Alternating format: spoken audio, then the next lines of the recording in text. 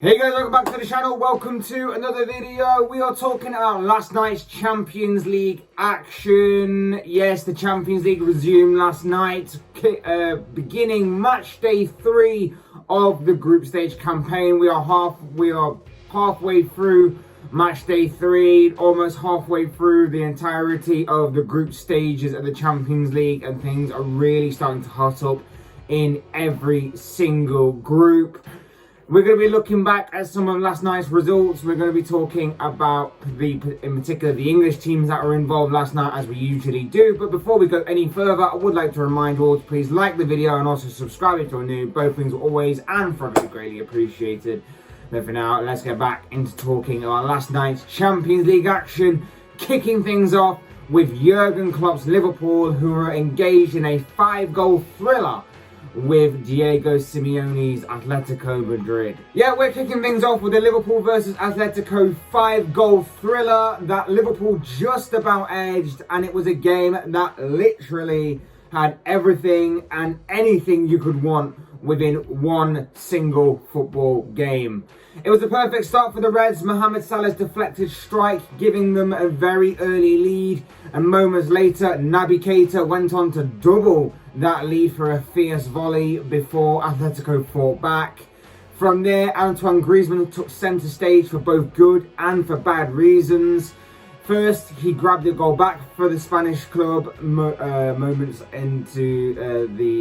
after Liverpool had doubled their lead, and later on in the first half, he managed to grab an equaliser. But in the second half, Griezmann was sent off for a high foot on Bobby Firmino, much to the anger of Diego Simeone, whose mood didn't really improve or get any better from that point on.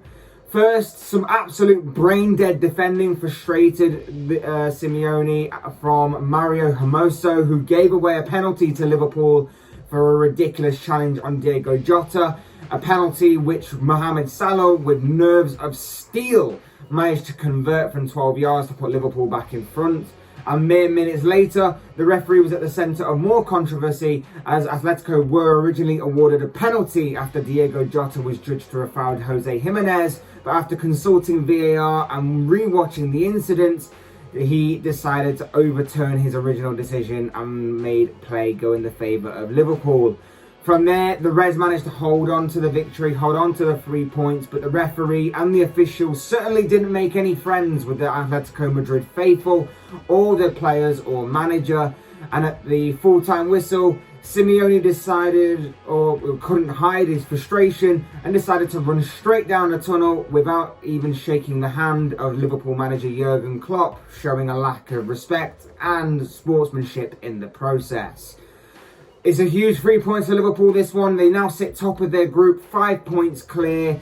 And, you know, to go away to Atletico and get this kind of result is a huge result. And with the reverse fixture of this game being at home at Anfield, with obviously Porto having to go to Anfield as well, and with AC Milan to come away from home at the San Siro, Liverpool could very much have qualification to the knockout stages pretty much wrapped up in their next game, depending on how the result goes.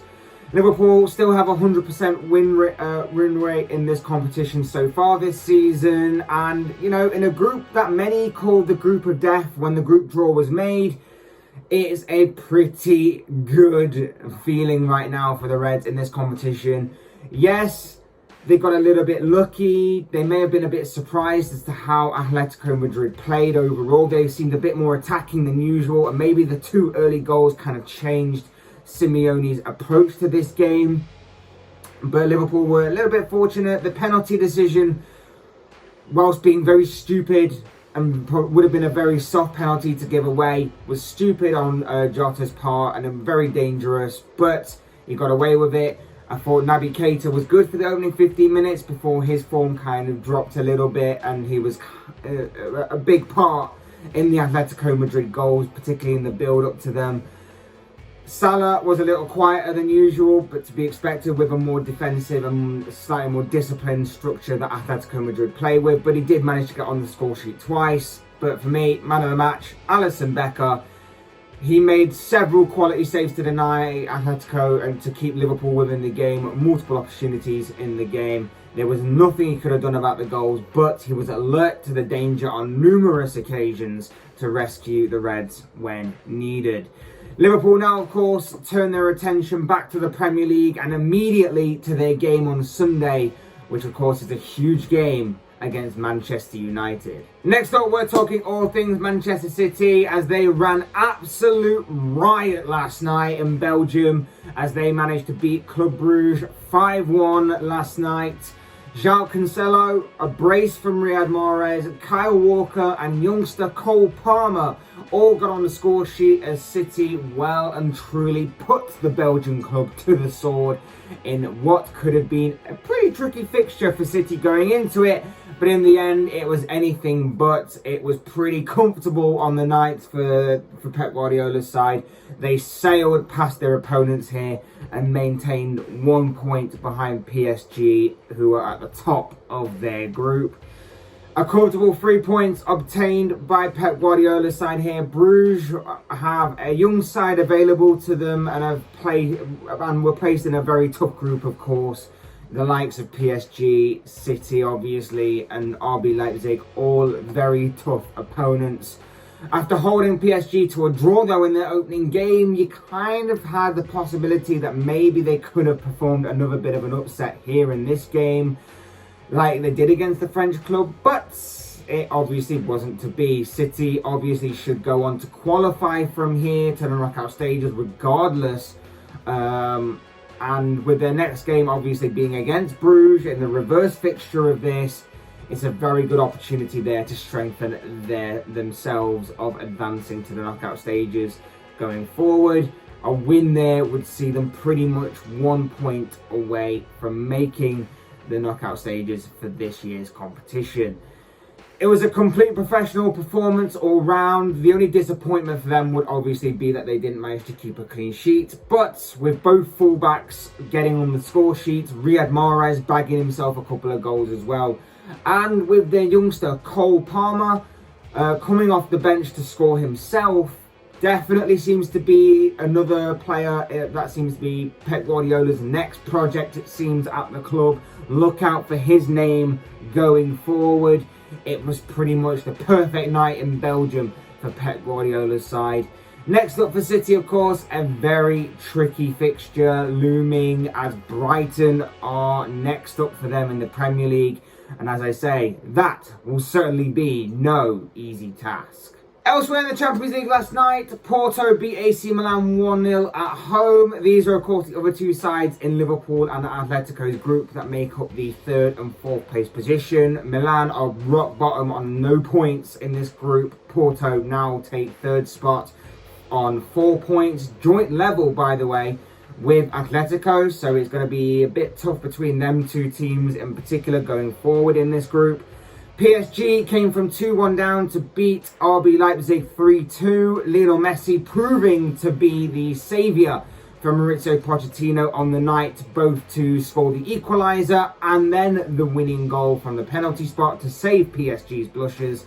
PSG, like I said, remain top of this group with Manchester City in second, a point above Club Brugge in third, and Leipzig down in the bottom spot.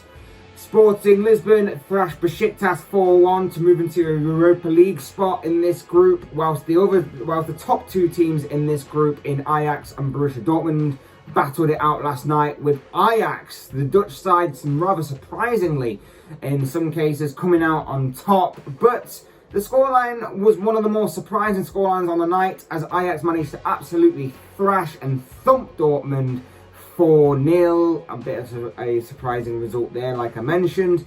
And Real Madrid got back to winning ways in this competition with a 5-star performance against Shakhtar Donetsk, in which the Spanish side won 5-0 against the Ukrainian side. Whilst also in their group, Inter Milan ended the winning streak of Champions League debutant Sheriff by beating the Moldovan side 3-1, as this group is looking more and more interesting with each passing game. But of course, as I always say, these are just the thoughts, comments, opinions, predictions, whatever you want to call it, of this guy. I want to know what you guys think. What do you make of the Champions League action last night? What do you make of all the games that were played? What do you make of the group stages? how they hang so far, with it being the midway point for these teams. I'd love to know your thoughts, comments, opinions, predictions, whatever you want to call it, on any of these Champions League sides, their groups, and the games last night down below in the comment section, because I'm sure it'll all make for interesting reading.